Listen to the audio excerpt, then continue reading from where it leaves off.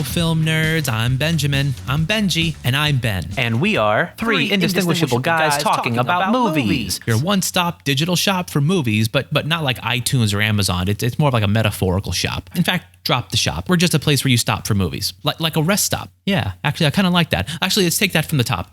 We're Three indistinguishable guys talking about movies. A seedy movie rest stop where nothing good ever happens. Today, we'll be reviewing Greenback, the tale of Wall Street bigwig Meryl Harris, played by Viola Davis, whose obsession with her high-stress but high-paying career has left her friendless. That is, until one day, her money comes alive and goes by the name of Greenback, voiced by Richard Kind. Meryl begins the story living opulently, but the more money she spends, the more Greenback withers away to a lifeless husk. It's a melancholic dark comedy for all ages, despite several prolonged shots of Greenback's rolled of quarters genitalia. It's a film that asks if money can buy happiness and answers with a resounding no. And that's where the movie lost me. Same here, Ben. The genitals were distractingly gorgeous, but kudos to the ILM animators who brought those coin purse testicles to life. No. I mean the moral lesson, but yes, the sack did chew a lot of scenery. So wait, Ben, you were hung up on the moral lesson of the movie? Money can't buy happiness is a pretty common and probably very true lesson. It's a tired cliche that just isn't true. All of my love and affection is money-based. That sounds awful. Oh, I can assure you it's not. I get just as much fulfillment from a $7,000 Japanese robotic toilet as a weaker person gets from the reassurance that someone will stick by their side when times are tough. Oh, is the Roboto Potty any good? It plays the Final Fantasy victory jingle when I flush. Every dump is an accomplishment. My point is, though, that money is always there to prop me up when I'm down. And even if it can't, I just use money to buy a series of ropes and pulleys that prop me up all the same. But don't you yearn for a deeper, more meaningful connection with a person? No, that's crazy. You can spend all you want, but at the end of the day, a fancy car can't give you a hug. Ha! You sound like someone who's never gently closed a Ferrari door on themselves and wept in its comforting embrace. Yeah, I think I'd speak for Benji and I when I say we've never been hugged by a $400,000 Italian sports car. Well, I once got my hand slammed in the door of a Fiat. Does that count? That car was your enemy. Okay, fine, but what if the door opens vertically? You can't hug it then. Oh, that's a high five waiting to happen. All my best friends are sports cars. All of them?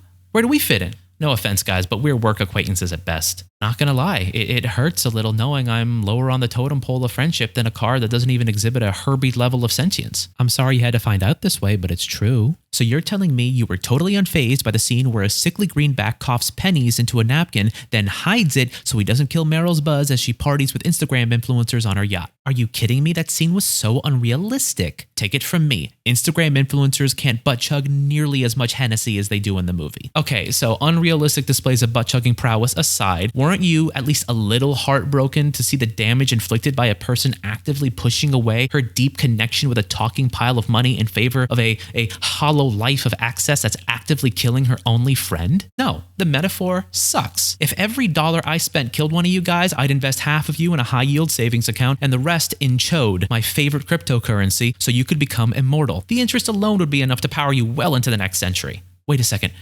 So are you saying that you care enough about us that you'd make a combination of sensible and aggressive investments with us to keep us around forever? Oh, I mean, I never thought of it like that, but I mean, yeah, I guess. But why? Because I like you guys, and I guess because you're my friends. Oh, wow. I'm getting a little emotional here. Yeah, I've never wanted to be an immortal talking pile of money voiced by Richard Kind, living with one foot in the real world and the other in a savings account more than I do now. Well, I guess I'm just proud to be your guys' Viola Davis. That means so much to us. Yeah, well, let's not get all mushy here. We're podcasters. Let's be professional and give the people the movie reviews and analysis they deserve. Will do, friend. So, getting back to Greenback. Ben, what did you think? Well, as you know by now, I didn't like it at first, but that was before I had an epiphany, and through the movie learned the true meaning of friendship. 5 stars. Aw, that's so sweet. No, Ben, don't. Yeah, Come on, come back, man. Wait, are you kidding me? After I opened up to you guys? Fuck you, I'm gonna go hug a Porsche. Ben, we're sorry. Ben? We lost him. I feel bad now. Who are we to say that a man can't be friends with a high-performance Italian sports car? It means we're normal, healthy people. Get a grip, man. Listeners, if you want to help pay for Ben's eventual journey toward mental health rehabilitation, then consider tossing some money over at our Patreon, which you can find at patreon.com/inaudiblepod. Then follow us on Twitter at inaudiblecast. It seems the hug has begun. Oh, I think that hug has turned into something more. All right. End the show. See you next week. Bye.